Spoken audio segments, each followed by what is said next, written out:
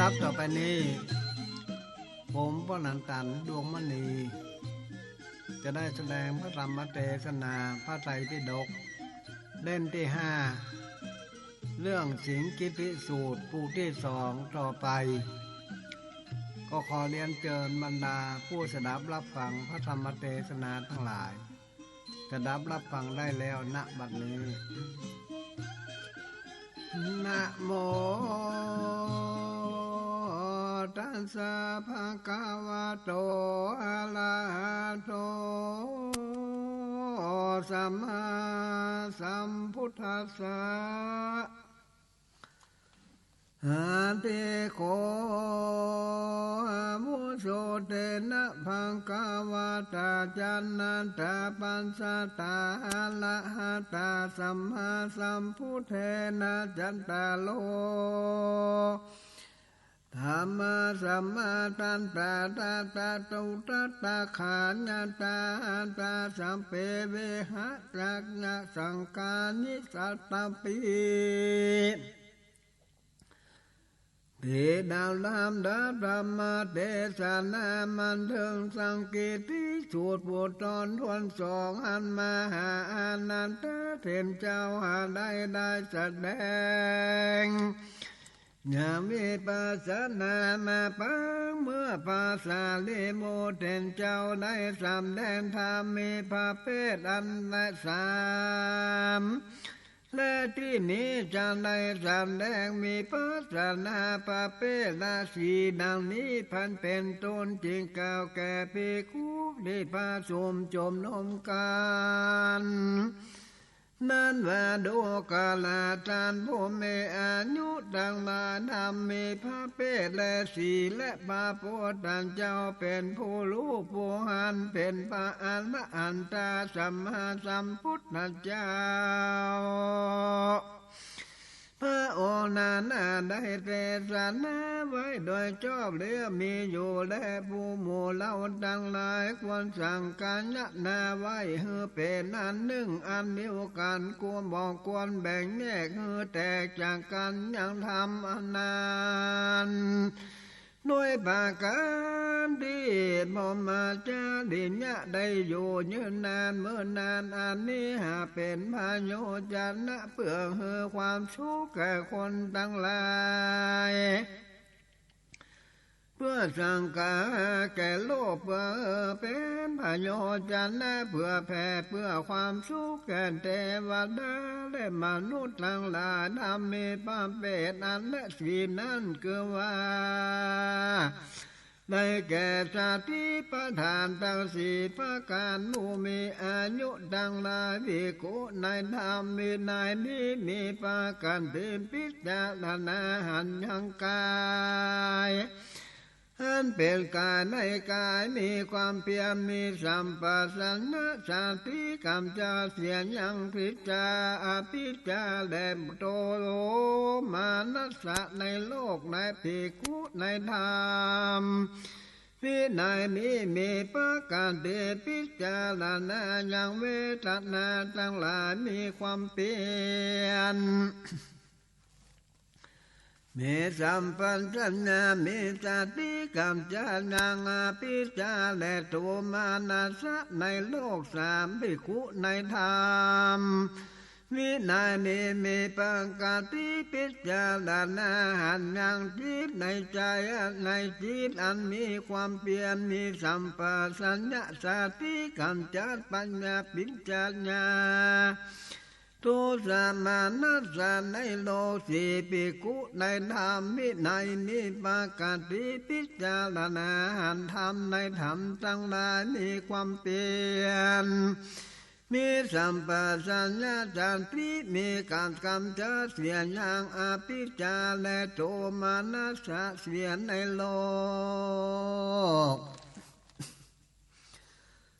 สมาปทาปัฏฐานะสี่ประการผู้มีอายุทั้งหลายภิกขุในธรรมวินัยนี้เพื่อบอกว่ารักษายังธรรม ที่เป็นป่าป่าอากุศลาที่ยังบ่เกิดเกิดขึ้นที่ยังสันตลาเกิดและการจำพาลบซึ่งความเปลี่ยนปินจาระรักษาจิตตั้งอยู่สองทั้งสองภิกขุในนามเวไนนี้เพื่อวันยังละเสียยังทำที่เป็นบาปอากุศลอันบังเกิดขึ้นแล้วเพียงจังสันยังจริงจังยังสันเตเกิดการจำพาลบซึ่งความเปลี่ยนนาสาจิตตั้งมันอยู่และสามภิกขุในธรรมนี้เพื่อเจ้าลาสายังกุศลธรรมที่จังยาดียังบ่เกิดบังเกิดขึ้นจริงเสียยังสันเตสันตาเกิดการตามพาลบแก่ความเปลี่ยนรักษาจิตตั้งมันอยู่ที่ภิกขุในธรรมวินัยนี้เพื่อมาการมั่นคงเพื่อการบ่หลงเดิมเพื่อการจำเริญยิ่งกว่าเก่าเพื่อการงอกออกยังสมบูรณ์เพื่อมาการอบรมเพื่อการบริบูรณ์แห่งอากุศลธรรมที่เกิดดีแล้วจริงสันตาเกิดการทำพาลบแก่ความเปลี่ยนหลังสาธิตตั้งโยและอิทธิบาสีภาการหนึ่งภูมิอายุทั้งหลายเพียงก็ในธรรมนิดในนี้เตรียมยอมอบรมอิทธิบาทอิทธิบาตาอันประกอบด้วย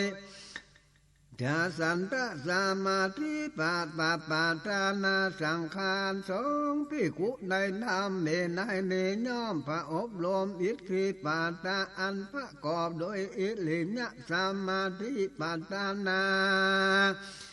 สังขารและสามภิกขุในธรรมในนี้เพียรยอมอบรมอิทธิปาตาอันประกอบโดยจิตสมาธิกับปาทานะสังขารสี่ภิกขุในธรรมวินัยนี้เพียงย่อมอบรมอิทธิปัญญาอันประกอบโดยวิมังสาสมาธิปัฏฐานสังขารสามสี่ประการภูมิอายุดังหลายภิกขุในธรรมวินัยนี้สังหัตจากกามะดังหลายผู้มีสังหารจากอากุศลธรรมทั้งหลายเข้าถึงปัฏฐมาสามีตังคามีจาระมีปีติคุณตากาสุขอันเกิดจากวิเวกอยู่สองภิกขุปาในธรรมมิในนี้เพราะบินตังกา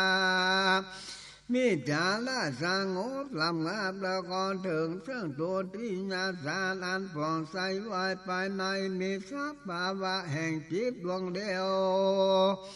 หมดเวรต่างกาเมจาระมีปีติสุขอันเกิดแต่สมาธิและสามภิกขุในธรรมวินัยนี้พอขีข้าปีติเสียได้เพื่อจิตจะเป็นโพวังเสริมมีสติสัมปชัญญะอยู่เทียนย่อมสาเวยสุขทางปรากลางกายเข้าถึงตาดิญญาสารที่พระอาลิยะเจ้าดังลาว่าเป็นโพวังเสยเสียมีสติเทียนย่อมอยู่เป็นสุขดังนี้สี่ภิกขุในพระธรรมวินัยนี่เพราะว่าลาสูเสียได้อย่างหนึ่งเพราะลาทุกเสียได้อย่างนี้และมาพอการดับการสูญแห่งโสมนัสสะและโทมนัสสะในก่อนแทนอย่างหนึ่งจึงเข้ามาจักเล่งเข้าจักโตทานสานบ่มีอันบ่มีสุขและทุกข์มีสติเป็นธรรมอันบริสุทธิ์เพราะอุเบกขาอยู่และสมาธิภาวนาสี่ประการภูมิอายุดังหลายสมาธิภาวนามีภิกขุหากได้อบรมแล้วการดามมากนักเลี้ยย่อมเป็นไปเพื่อการอยู่เป็นสุขอันติตธรรมมีอยู่สองพระมีอยู่สองสมาธิภาวนา มีเพียงคนในอบรมแล้วกันตามเหมือนนักเลี้ยวย่อมเป็นไปเพื่อฮือในการยังอุณาสะตาสาย่อมมีอันมีอยู่สามสมาธิภาวนาที่เพียงโคในอบรมกันตามเมื่อนักแหลนเตียนย่อมเป็นไปเพื่อสติสัมปชัญญะนี่แลสิสมาธิภาวนาที่เพียงโคได้อบรมเดียวแล้วกันตามดีนักทำเหือนักแล้วย่อมเป็นไปเพื่อการเชียงไปแห่งอาวาอาสาวะดังลายมีอยู่และโดกาลาต้านภูมิอายุดังลายอันว่าสมาธิภาวนาอย่างใดปีปีคู่หากได้อบรมแล้วกันทำหือดีแล้วจริงจะไปเพื่อการอันเป็นสุขในทิฏฐธรรมภูมิอายุดังหลายปีกุในธรรมะเบียนในนี้สังหัจจากกามกุลดังหลายเสื่องาจากอากุศลดำจังละและเขาก่อนได้ถึงบาทามาสารอันนี้วิตากะเบียนจาละมีปิติสุขอันเกิดแต่วิเวกอยู่มีผู้มีอายุดังลาภิกขุในธรรมในนี้เพราะมีเมตตังกาวิจาละอันสงบลำงับไปเพียงเขาเต้าเดือดรูตีญาสารอันผ่องใสภายในมีสัพพะมีภาวะแห่งใจดวงเดียว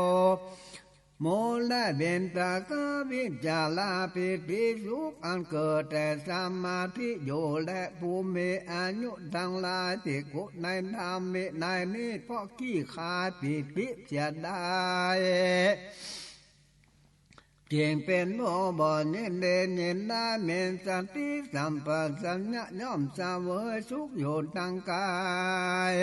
เข้าถึงดาราปิญญาสารที่พระอาลิญญะเจ้าดังลายกาว่าเป็นผู้บ่อนยินดียินลายเมสติเป็นยอ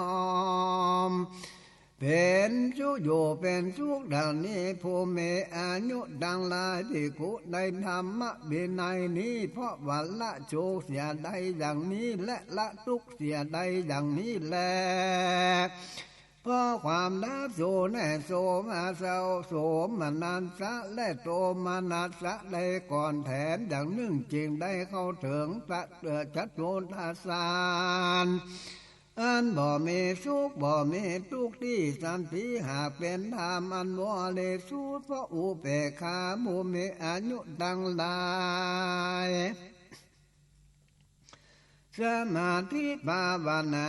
เนภิกขุได้อบรมเดแล้วกันตามเมื่อเดนักแลนเพียนยอมเป็นไปเพื่อการอยู่เป็นสุขไหลอาทิตาภายในทิฏฐธรรมดังนี้และปัญจตังรักภูมิอายุดังหลายสมาธิภาวนาอันใดที่ภิกขุหากได้อบรมดีแล้วกันตามเมื่อดีนักและย่อมเป็นไปเพื่อการใดและยังญาณทันสนะภูมิอายุตั้งหลายที่กุในธรรมวินัยนี้มันนาจิกานาโลกสัญญาอันทั้งสัญญาไว้เป็นเวลากลางวันไว้และกลางวันจะสันใดกลางคืนก็สันนั้นและกลางคืนสันใดกลางวันก็ดังอ่านมีใจอันเปิดแล้วบ่มีอันใดมาหุ้มห่อและโดยภาการดังนี้และอบรมจิตให้เป็นไปเพื่อสว่างแจ้งภูมิอายุดังหลายสมาธิภาวนาเนแลภิกขุอันอกวากอบรมแล้วกันตามเพื่ออันนักแล้วย่อมเป็นไปเพื่อการได้ยังญาณทัศนาภูมิอายุดังหลายอันว่าสมาธิภาวนาอันใดภิกขุได้อบรมดีแล้วกันตามเพื่อนักแล้วย่อมเป็นไปแลเพื่อจัตติสัมปัญสัญญะภูมิอายุดังหลายเวทนาอันภาคุตแล้ว ย่อมเกิดแหล่ตั้งอยู่ได้เรื่องยังการดัดโยนแห่งภิกขุในธรรมวินัยนี้และสัญญาณทั้งหลายอันภาคูแล้วได้เรียนยอมบังเกิดขึ้นตั้งอยู่และในการดัดโยนแห่งภิกขุในธรรมวินัยนี้มีต่างกันต่างหลายอันภาคูได้เรียนยอมบังเกิดขึ้นอยู่และขึ้นแล้วตั้งอยู่ได้ถึงการดัดโยนแก่ภิกขุในนามเมนายนี้และภูมิอายุดังหลายสมาธิภาวนาอันนี้อันภิกขุอบรมได้แล้วกันตามมากคือนักแล้วย่อมเป็นไปเพื่อสติสัมปชัญญะภูมิอายุดังหลายคือว่าสมาธิภาวนาอันใดที่ภิกขุหากได้อบรมไว้ดีแล้วกันตามมือมาหยดมักนักแล้วย่อมเป็นไปเพื่อการจัดแก่การเชียงแห่งอาวสาอาสวะทั้งหลายท่านผู้มีอายุดังลาภิกขุในธรรมเมตนานี้และการเกิดการเสื่อมไปในอุปาทานขันธ์ตั้งหามีรูปและเกิดโดย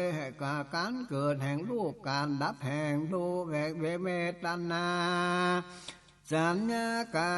รเกิดขึ้นแห่งสัญญาการดับแห่งสัญญาสังขารและการเกิดแห่งสังขารการดับแห่งสังขารวิญญาณการเกิดแห่งวิญญาณการดับแห่งวิญญาณโดยภาการดังกล่าวมานี้แล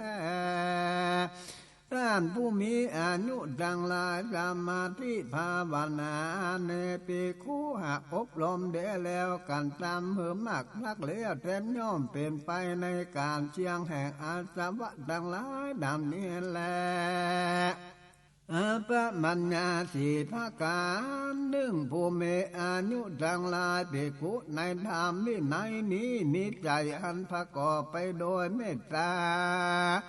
แผ่ไปหน้าลาภที่สาที่เนื้อที่หนึ่งและที่สาอันทวนสองที่สาอันทวนสามถ้าลาภตอนเปล่าถึง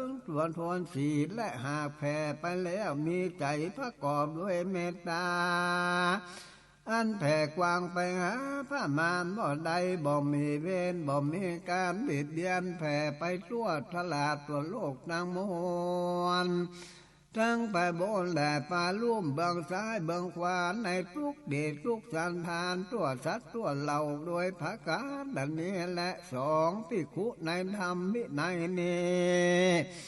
มีจิตอันพาก่อไปโดยการกรุณาในทิศอันหนึ่งและทิศอันทวนสองทิศอันทวนสามทิศอันทวนสี่แผ่ออกไปแล้วมีจิตประกอบด้วยมหากรุณาอันแผ่กว้างไปหาพระมารบ่ใดบ่มีเวรบ่บิดเบียนแผ่ไปทั่วโลกทั้งมวลตั้งแต่บนและปาลุ่มเบื้องขวาและไปทุกสันทาน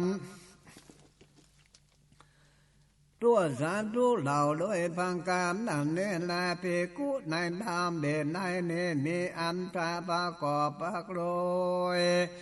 มุตระมุติตาแผ่ไปทลาเตื้อติสะทวนอันและติสะทวนอันสองติสะทวนสามติสะทวนสี่ติสะทวนไปบ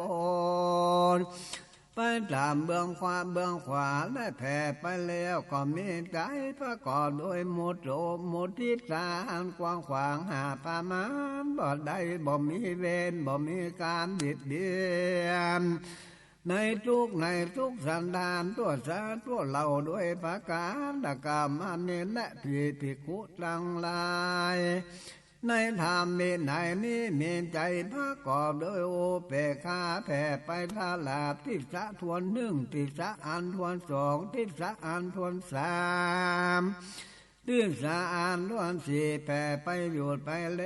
ลี้ยวอยู่มีใจประกอบอุเปคาอันแผ่กว้างหาพมานบ่ได้บ่มีเวรบ่บิดเบี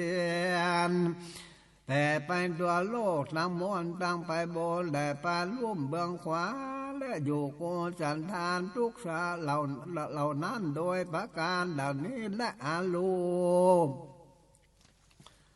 สีพังการเนื่องต้านผู้เมอายุดังลายติกุในธรรมในนี้เพราะล่วงการสำคัญในรูปเพราะการสัพพะกาเพราะการสำคัญในอาธิคาเสื่อมสูญไปแล้วเพราะบ่เอาใจใส่การสำคัญทั้งหลายต่างๆกันด้วยประการทั้งหลายมวลผู้นี้จึงได้เข้าถึงอากาสานัญจาญาจนะสัมมาปัฏฐิโลยนะมะสิการว่ากาบาอากาศหาที่สุดบ่ได้ดังนี้และสองภิกขุในธรรมวินัยนี้ล่วงอากาสานัญจาญาจนะสัมมาปัฏฐิเสียโดยภาคการดังมอแล้วจึงเข้าวิญญาณนัญจาญาตนะสัมมาปัฏฐิและนะมะสิการว่าวิญญาณหาที่สุดบ่ได้ดังนี้และสามภิกขุในธรรมวินัยนี้ล่วงวิญญาณ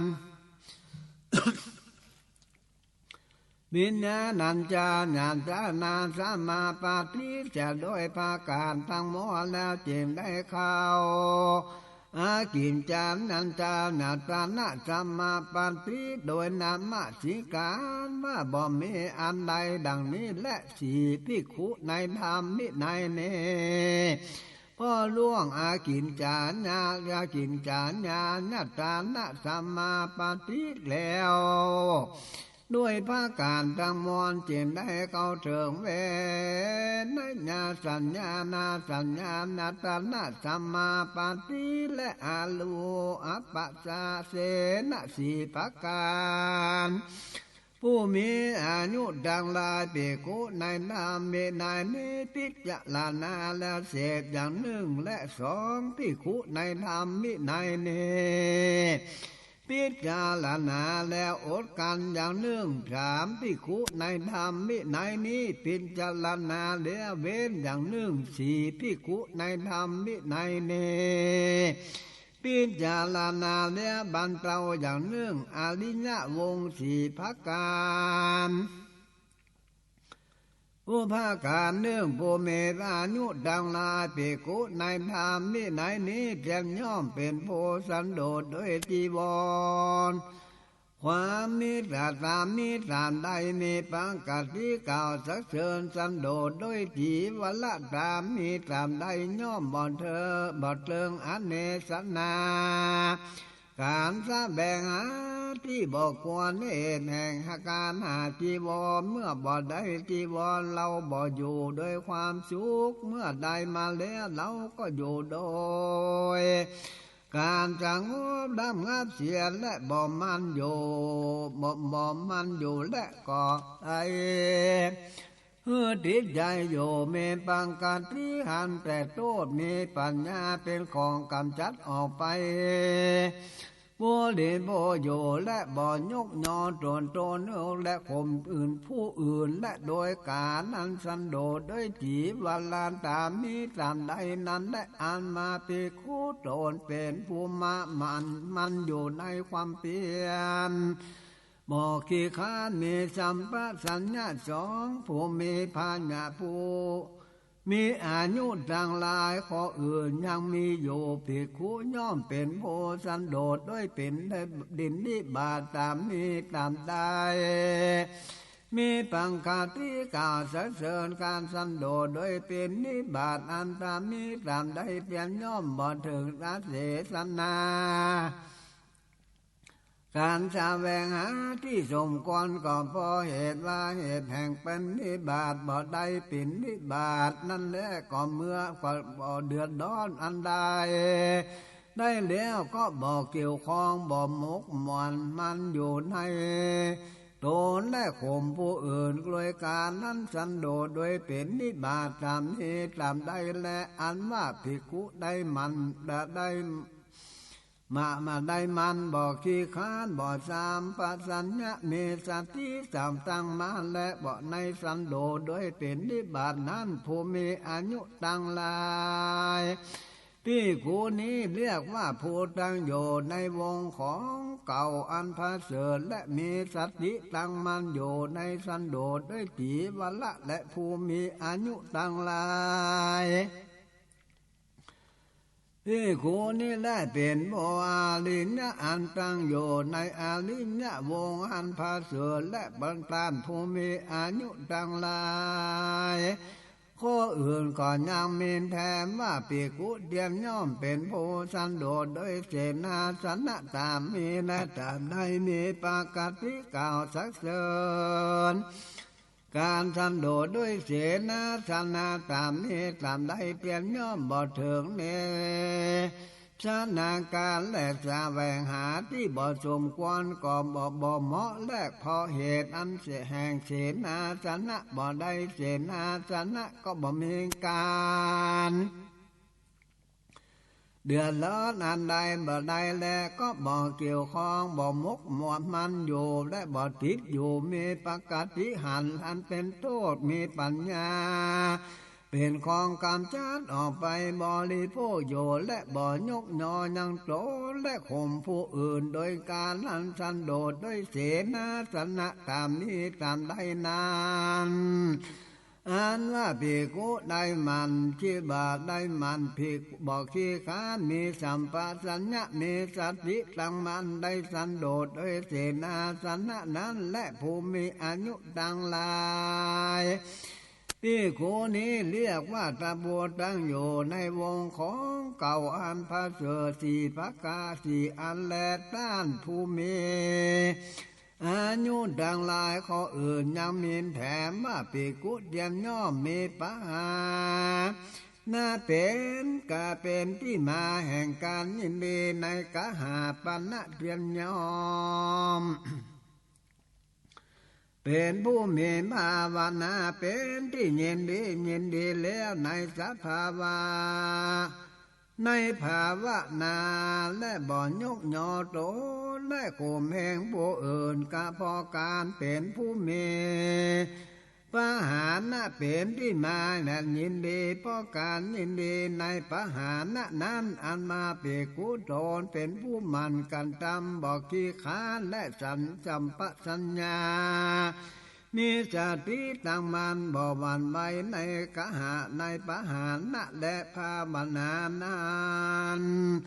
ดูกาลานตานผู้มีอายุดังลายภิกขุสันนี้เรียกว่าเป็นโพตั้งอยู่ในอริยวงของเก่าอันพาเสริฐและประธานธรรมมีสิประการเนื่องสังวลาประธานะเพียรระวังสองประธานะปัญญาประธานะอันปราละสามภาวนาประธานะเพียรจำเริญและสี่อนุราคันนะประธานะเพียรอันรักษาท่านผู้มีอายุดังหลายอันว่าสังวลาปัญนาประธานะอันสันใดและท่านหมู่เพียผู้มีอายุดังหลายภิกขุในธรรมเบในนี้และหันรูปโดยตาบ่ถือเอาเป็นนิมิตบ่ถืออนุปัสสัญญาณพอเหตุเป็นที่ตั้งเป็นที่ทำมันเป็นอาบัติเป็นป่าปักบุญโสนมีปิจาและโตมานัดควรลูกควรลาย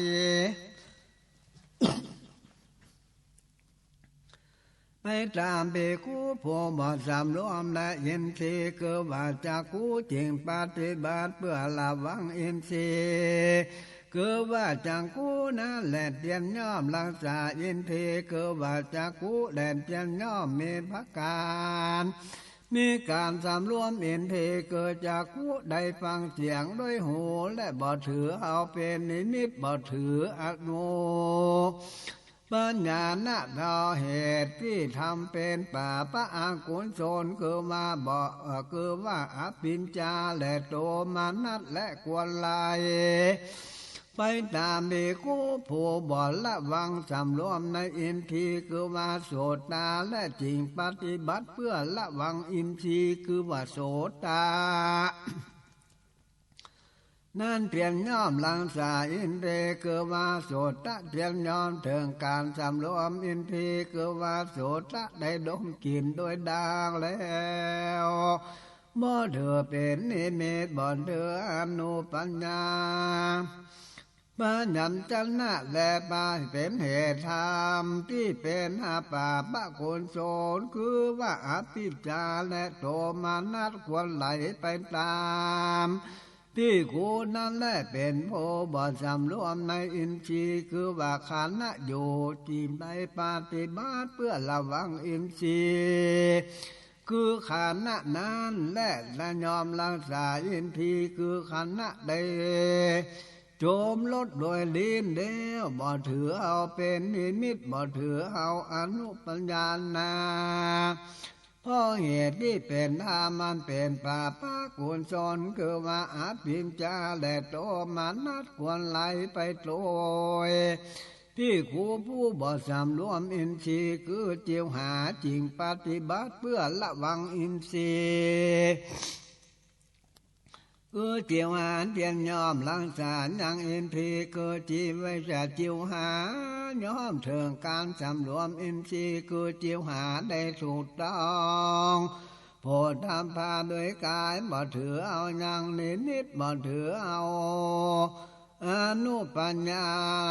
นาเนเกียรติธรรมมันเป็นปาปะกุศลคือว่าอภิจาและโทมานัสควรไหลไปตามที่คุโพบ่สำรวมอินทรีย์คือว่าการจริงปฏิบัติเพื่อละวังยังอินทรีย์คือกายนั่นแลย่อมรักษาอินทรีย์คือกายย่อมเถิงยังการสำรวมอินทรีย์คือว่ากายรู้แจ้งโดยธรรมโดยใจเลี้ยบ่ถือเอาอย่างนิดบ่ถือเอาอย่างอนุปัญญาเจอปัญญาจันนะและพอเหตุที่เป็นธรรมเมื่อเป็นปาปะอากุศลคือว่าอาปิญจาและโทมานัสควรไหลไปตามภิกขุผู้บ่สำรวมอินทรีย์คือมา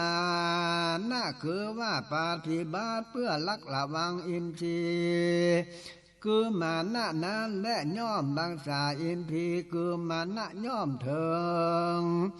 ยังการสำรวมอินทรีย์คือมานะดูกาลาต้านภูมิอายุต่างหลายอันนี้เรียกว่าสังวาลาปัฏฐานะมีภูมิอายุต่างหลายคือว่าปหาปัฏฐานะอันเป็นสันดานผู้มีอายุและภิกขุในนามมีในนี้ย่อมบ่ลาบเอายังกามเบียดละกาอันเกิดขึ้นแล้วย่อมละเสียและบรรเทาเสียงกันทำให้เสียงไปถึงการบ่มีได้เดียนย่อมบ่รับเอายังปัญญาปาตะวิตากาที่บังเกิดขึ้นย่อมละเสียและบรรเทาเสียเจียงใดเดิงการบ่มีและย่อมเตียนย่อมบ่รับเอาและบ่หิงสามิตรกาที่บังเกิดขึ้นแล้วย่อมละเสียและบรรเทาเสียจริงเดือเสียงไปถึงสาการบ่มีย่อมบ่รับเอาธรรมที่เป็นปาปะอากุศลที่บังเกิดขึ้นแล้วละเสียและบรรเทาเสียและละเทาอาการตามเมื่อเสียงไปจริงจะถึงการบ่มีใดแลท่านผู้มีอายุจังหลายนี้เรียกว่าปหาปณปทานา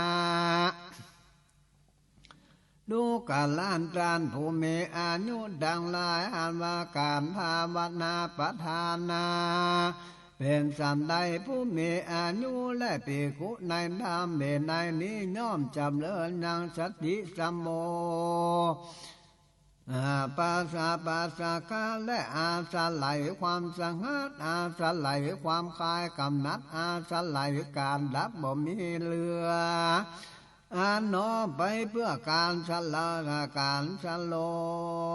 ละลงแล้วเตรียมย่อมกำหนัดละความละคายอาสาไหลการดับบ่มีเศษสละและน้อมไปเพื่อการสละย่อมนำน้อมจำเดิน มิลินาสาราสัมโปจังกะและอาสาไหลความสังหัตอาสาไหลการขายความกำนัดอาสาไหลกาลาบ่เสสลออันน้อมไปเพื่อการสละย่อมจำเลินยังมีปีปิโปสังกาอันอาสาไหลการสังหัตอาสาไหลการขายกำนัดอาสาไหลการดับบ่เสสเลือเหนือนั้นและยาเตือนย่อมไปเพื่อการสละและย่อมจำเลินภาษาตรีจำโปจังกะอันอาสาไหลการสงัดอันอาศัยการคว้าขายกำนัดอันอาศัยการรับบ่เสสเลืออันน้อมไปเพื่อการสละลงและย่อมจำเริญสมาธิสัมโพผู้สังฆะอานาสไหลความสงัดอานาสไหลความคายกำนัดอานาสไหลดับบ่อเศษเลืออันใดน้อมไปเพื่อสละย่อมจำเริญโอเปคาสัมโพสังฆะสัมโพสังฆะและอานาสไหลการสงัดอาสไหลคายความกำนัดอาสไหลการละบ่เศษบ่เหลือน้อมไปเพื่อสักก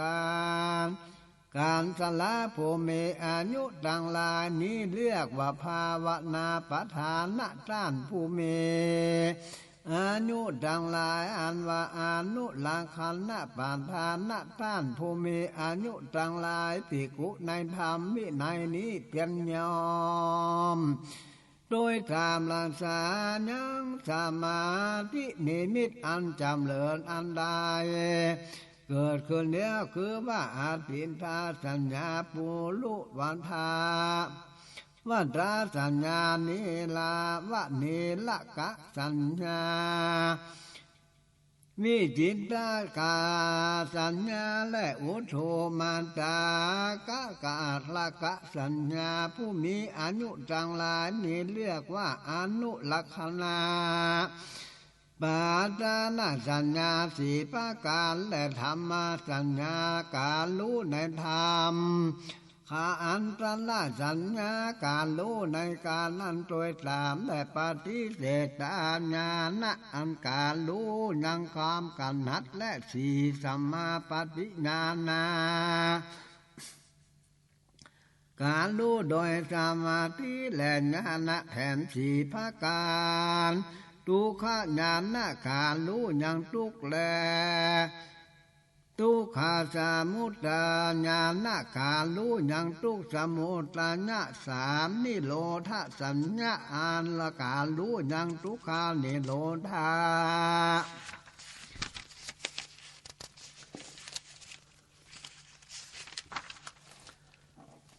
และสีทุกขาเนโลตังขามิเนปฏิปันตาญาณการอันโลทุกเนโลทากามิเนปฏิปันตาองค์การนันถึงสังโสตาปันนาสีประการหนึ่งและสัพโพสัพพุนิโสปาเสสบาการได้ครบนาได้ครบปุปปาการจะปุริสะและสาธาสัมมาสาภาสนะและการได้ฟังภาษาธรรมเทศนาสารโยนิโสมานาสิกาละการกันตามไว้ในใจย่อมอ่อนละเอียดและสีธรรมานุธรรมปฏิการปฏิบัติธรรมอันสมควรแก่ธรรมองค์แห่งโซนตาพันนาสีพระการหนึ่งและต้านภูมิอายุดังลายอาลิญญาสาวกะในธรรมมิในเนเป็นผู้ประกอบไปโดยความเลื่อมใสในพระพุทธเจ้าแม้นว่าเหตุในเหตุอันนี้และสัมมาสัมพุทธเจ้าเป็นพระอรหันตาเป็นผู้ทละรู้อันจอเป็นผู้ถึงพร้อมโดยวิชาและจารณะเป็นผู้สำเร็จไปดีแล้ว เป็นผู้รู้แจ้งนางโลกทั้งสามเป็นนายสารถีฝึกสัมภูริสัตว์ทั้งหลายที่ควรฝึกและบ่มีนายสารถีผู้ใดจะเพียรเทียมใดและเป็นศาสดาของเทวดาและคนทั้งหลายเป็นผู้ตื่นแล้วเป็นผู้เบิกบานแล้วเป็นผู้มีโจลิญญาจาวกะในนามเมในนี้เป็นพงประกอบด้วยการเลื่อมใสอันฝังแน่นอยู่ในพระสัทธรรมว่าธรรมอันพระพุทธเจ้าหาเทศนาสำแดงไว้ดีแล้วเป็นผู้ได้ถึงแล้วโดยเหตุจากจักหานด้วยโจรและพระก่อไปโดยเวลาและกาละควรเรียกร้องว่าหือมาพอดูควรน้อมเข้ามาอันว่าวิญโญจนะดังละจนทั้งหลายควรรู้โดยตนและสามพระอริยสาวกะในพระธรรมวินัยนี้เป็นผู้ประกอบด้วยการเลื่อมใสในพระสังฆว่าสังฆาสาวกะแห่งพระพุทธเจ้าเป็นผู้ปฏิบัติดีแล้วเป็นผู้ปฏิบัติซื่อสัตย์แล้วเป็นผู้ปฏิบัติตามธรรมแล้วเป็นผู้ปฏิบัติสมควรนี้คือว่าปงกันละผู้ใดกู้แห่งสัพพุริสสีและปุริสปุกาลาเนื่องอันนี้คือว่าสาภาษาบกะสังฆะแห่งพระพุทธเจ้าเป็นผู้สมควรแก่ของกาลาวาเป็นผู้ควรแก่การต้อนรับเป็นผู้ควรแก่ของการตำบลเป็นผู้ควรพาหนุ่มมืออันจุดีเกินไว้เป็นนายนำหมู่ของสัตว์ดันโลกบ่มีนาบุญอันใดเสมอเหมือนใดและสี่พระอริยสาวกะได้ทำวินัยนี้พระก่อไปโดยศีลอริยปัลเจ้าหากลักไปแล้วอันบ่อาจบ่มันบ่ขาดบ่พูดบ่ดังบ่พ้อยเป็นตายอันบินโยเจ้าโจรเจ้าทั้งหลายหากสร้างเสริญบัติของด้วยตัณหากามโกและทิฏฐิอันเป็นไปเพื่อสามาธิสามัญญาสัพพละสีภาการเนื่องโสตาปาทิภาละและสกิตากาภาละและอันหนึ่งและอนาคตาอนาคามีภาละสีอรหันตภาละผ้าสีผ้าการอันหนึ่งพัทาวีธาตุและเดียธาตุดินอาโปธาตุธาตุน้ำและเตโจธาตุธาตุไฟวาโยธาตุธาตุลมอาหารมีสีผ้าการหนึ่งกาวาลิงกะลาหารอาหารคือว่ากำเข้าอันหยาบและอันอ่อนพ่องและพัสสาหารละอาหารคือว่าพัสสามโนสัญญาเจตนาอาหารคือว่ามโนสัญญาเจตนาวิญญาณอาหารละอาหารคือว่ามโนสัญญาณเจตนาวิญญาณฤทธิมีสี่ประการหนึ่งด้านภูมิอายุดังลายวิญญาณที่เข้าไปไกลรูปเมื่อตั้งอยู่เตียนย่อมตั้งอยู่วิญญาณนั้นหากมีรูปเป็นอารมณ์มีรูปเป็นที่อาศัยมีการยินดีเป็นที่เข้าไปสู่และเตียนย่อมมีการดำเนินงอกงามดีมากนักและสองวิญญาณที่เข้าไปไกลเวทนาเมื่อเข้าไปตั้งอยู่และก่อนเทียนยอมตั้งอยู่วิญญาณนั้นหากมีเวทนาเป็นอารมณ์มีเวทนาเป็นที่อาศัยมีการยินดีเข้าไปสู่เทียนย่อมเถิงยังจำเริญงอกงามที่ดีนักแลสามวิญญาณที่เข้าไปไกลสัญญาเมื่อมีสัญญาเป็นอารมณ์ มีสัญญาหากเป็นที่อาจาไลอยู่มีการยินดีเป็นที่เข้าไปโชแลนเพียนยอมถึงการจำเริญงอกงามดีมากนักและสี่วิญญาณอันเข้าไปไกลสังขารเมื่อตั้งอยู่แล้วก่อนตั้งอยู่วิญญาณนั้นมีสังขารเป็นอารมณ์มีสังขารเป็นที่อาศัยอยู่มีการยินดีเป็นที่เข้าไปโชแลนเพียมย่อมถึงการจำเริญงอกงามดีนักและถึงการกติสีพักการภาการเนื่องเมมีปาการกันเข้ากันและเพราะละการลักแปลงยังการสองนี้มีการเข้าออกการและเพราะการคัดคอการและสามมีการเข้าออกการเพราะการสโลลงสี่มีการเข้าออกกันเพราะการเก่งกลัวการเกิดแห่งตัณหามีสี่ประการตัณหาเมื่อบังเกิดขึ้นแก่ปีกูเตรียมย่อมบังเกิดขึ้นเพราะเหตุแห่งจีวัลละสองตัณหาเมื่อเกิดขึ้นแล้วแก่ปีกูและเตรียมย่อมบังเกิดขึ้นเพราะเหตุแห่งปินิบาตสามตัณหาที่บังเกิดขึ้นแก่ปีกูเพราะตัณหาบังเกิดแห่งเจตนาตัณหาสี่ตัณหาเมื่อบังเกิดขึ้นแก่ภิกขุแลนเพียนย่อมบังเกิดขึ้นเพราะเหตุจำเริญอันยิ่งขึ้นไปปฏิปันตามีสี่ประการหนึ่งและทุกขาปฏิปันตาตาหน้าตันตาบิวิญญาณ